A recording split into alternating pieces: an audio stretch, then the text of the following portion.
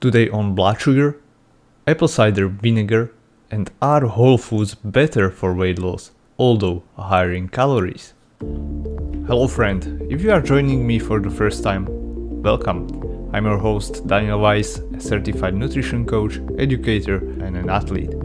I've created this show to help you understand and simplify nutrition so you can focus on making educated choices and observe how your body starts feeling, looking and performing better.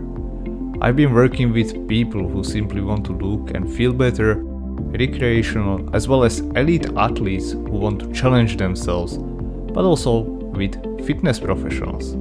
I know that becoming a better, fitter version of yourself will not be possible without the right mindset and habits that will get you through the hard times. So that is why I cover these topics as well. I would also like to bring to your attention the nutrition guides, meal plans and other resources that I have created over the years, and you can get them for free at danweiss.eu/guides. Today I would like to share with you a question a coach asked in one of the coaching communities I'm part of. And she asked about apple cider vinegar specifically. Her client seen on one of the Instagram stories that having a spoon of vinegar diluted in 1 glass of water before her meals would reduce glucose spikes by whopping 30%.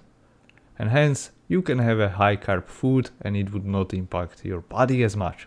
Where can I verify this information scientifically or direct the client to a scientific peer-reviewed source of information? Here are my 2 cents. Reduced glycemic index or not, it would still have an impact on the energy equation and hence will not help in weight loss. And here is my answer to these questions, and I'm sharing it with you because it was very popular among coaches in the community, and I will lead you through my thinking process, not only answer the question, how I would assess this specific situation, so you can learn and use this to answer your own questions about nutrition and also other questions in life or questions of your own clients. So first of all, I would wonder, why is that client interested in blood sugar regulation, or how important it is for her to reduce the glucose spike after the meals? Is it for health reasons or some other reason, or is she just genuinely interested in learning more? What is the reason? Because based on those reasons we can then find a solution. Often we are just curious, we are not intending to do anything about it, so that would be a different approach than if I wanted to use it as a possible strategy to help me, for example, to lose fat. Or is it a strategy for her to lose fat, or is it for why? Why is she asking? In most cases, it is related to weight loss and health. I need to mention that there have been a lot of posts on social media in recent months talking about how blood sugar needs to be regulated in connection with both health and weight loss. And these have generated a lot of interest in the topic, and with that came various tricks, strategies on how to regulate blood sugar. And one such trick is to drink water with vinegar, which is supposed to lower blood sugar after meals, and that would possibly lead to weight loss. So assuming that we want to have some health benefits from it or use it as a strategy for weight loss, it's also good to evaluate the scientific evidence behind it. To do that, we should get information from verified sources, but not everyone has the time and energy and ability to do this. But I believe that trainers or anybody who is working with people should continually educate themselves or ask experts, as it is in this case. So refer to the experts. If you want to learn how to read and evaluate a scientific paper, then I would check or recommend you reading an article from the Examine website. I'm attaching the link in the description below. For anyone else, it is good to know at least the basic red flags when reading information on nutrition or basically just anything. The first red flag is the information presented is purely personal experience. And the problem with this is that personal experience are not a controlled environment. There are many factors that influence us, and most of the time we are not aware of those things. So for example, you can quit smoking but also start exercising more, and you can also start eating a better diet. And then the person says, I just stopped smoking and that led me to losing weight or whatever. Yeah, I mean, what about the other things that you did not mention? Be aware of statements that use language like them against us, this contrarian thinking. Companies trying to poison us, doctors don't want you to know this. I mean, this is a big red flag. If they present arguments based on emotions, usually it is frustration, anger, but it can be also enthusiasm. We can often see this in supplement industry, so we create a fear around something, for example as a blood sugar, and then we present a solution. Buy my solution to this problem that never existed. Another big red flag is promising a simple solution to a complex problem. For example, product that will cleanse your liver and therefore make you lose weight, or vitamin C that will cure cancer in high enough doses, or any kind of supplement that will lead to burning fat. There are very few supplements that really work, and there is probably no supplement that relieve complex problems such as some of these degenerative diseases are or obesity is. It's a multifactorial, very complex situation.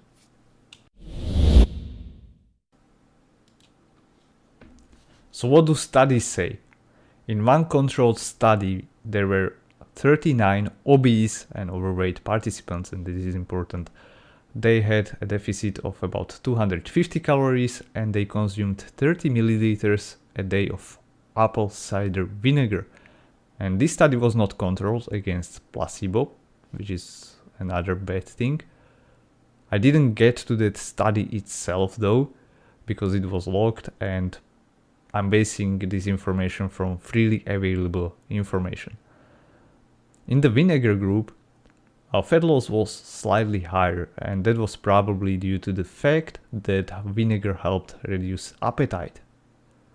Another study showed that vinegar water, but also peanuts, given before a meal lowered blood glucose spike after a high glycemic index meal, and in that case it was by up to 55%, and that effect was lower when carbohydrate load was much lower. Which is more interesting, I think, is that that group also consumed 200 to 275 calories less in the subsequent meals, so after that lunch meal. There is yet another study with 5 participants only, but controlled study, who completed 4 trials at weekly intervals. So they were randomly receiving placebo, which was 60 milliliters water, and vinegar water, which contained 20 milliliters ACV and 40 milliliters water. 2 minutes after that vinegar diluted in water, they were served mashed potatoes. What they have found is, after meal, glucose and insulin elevations were comparable after the placebo drink and ACV, with a slightly higher after meal blood glucose in the ACV group. So this is exactly the opposite of what other studies shown. The last study that I found is a study from January 2024, which is very recent, and it compared 73 adults with type 2 diabetes over 8 weeks. And they consumed 30 milliliters of ACV with water during or immediately after their lunch. And compared to the control group, the ACV group experienced reductions, or in this case it means improvements, in body weight, BMI, waist circumference, hip circumference, fasting glucose, LDL-C, HbA1c, total cholesterol, and even blood pressure, and increased fasting insulin. The problem is that this study, the group that took the apple cider vinegar, had a higher baseline weight on average by 8.5 kilograms, so that's like 16 pounds, and they also had 5 centimeter wider waist circumference, and they also had higher fasting blood sugar level. So we cannot conclude that ACV was behind all these improvements. I mean, they lost more weight, they had worse starting health parameters. It's hard to say. Based on this information, here is the summary that I come with. ACV, or the apple cider vinegar, can help you reduce appetite and help you lose weight in that way, independent of blood sugar, because we know that the most important factor in changing physique or is energy balance. Then there is the distribution of carbohydrates, fats, and proteins in the diet. So if ACV helps you to reduce your appetite and then you consume fewer calories, then that is probably the mechanism by which it can. And we have other studies that show that bitter or sour and tangy foods can help you delay hunger or make us consume less.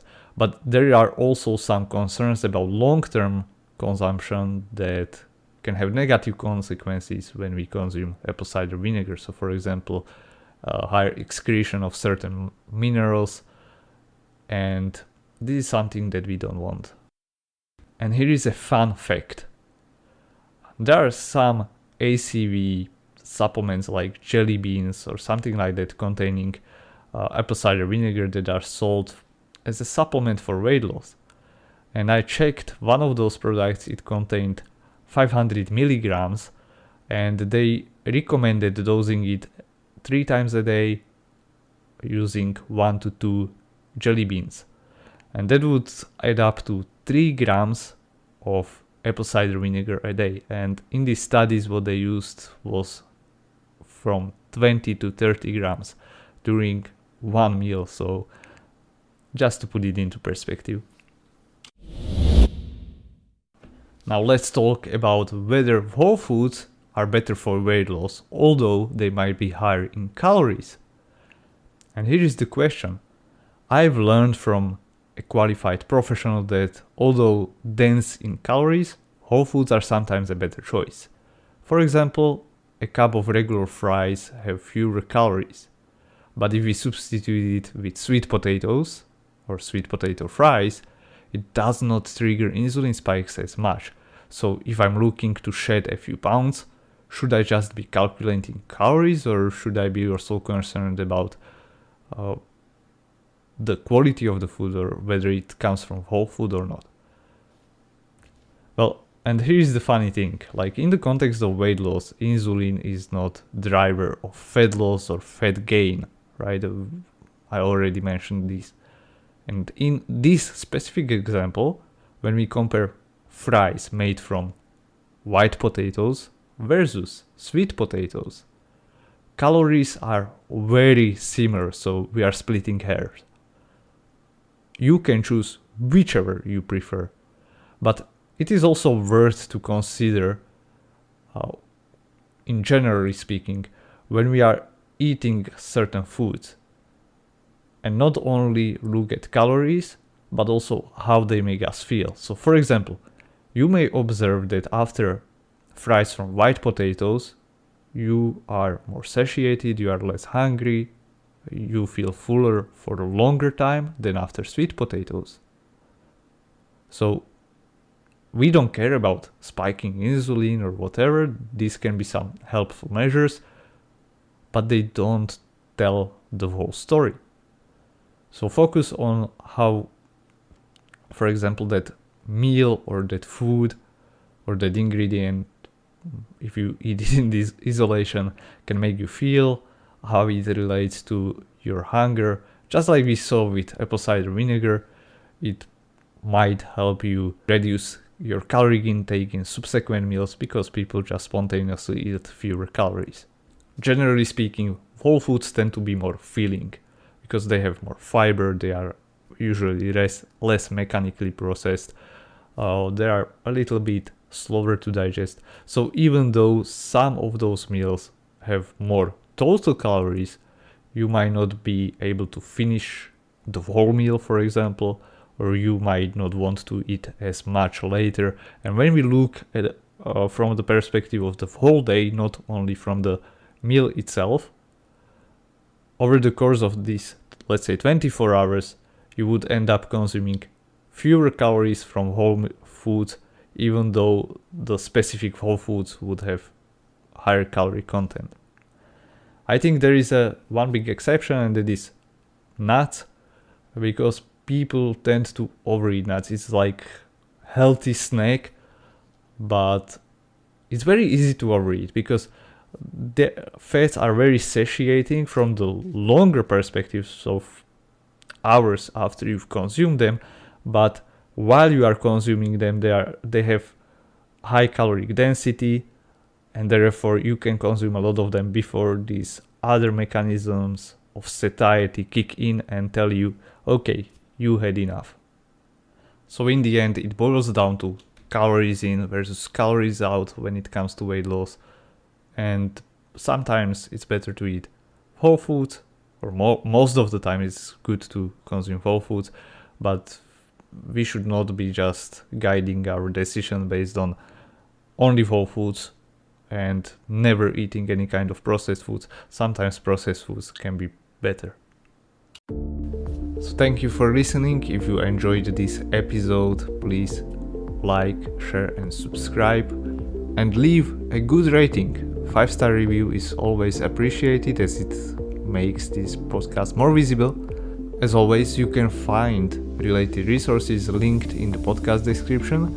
And also don't forget about the free resources that you can find at my website danweiss.eu/guides.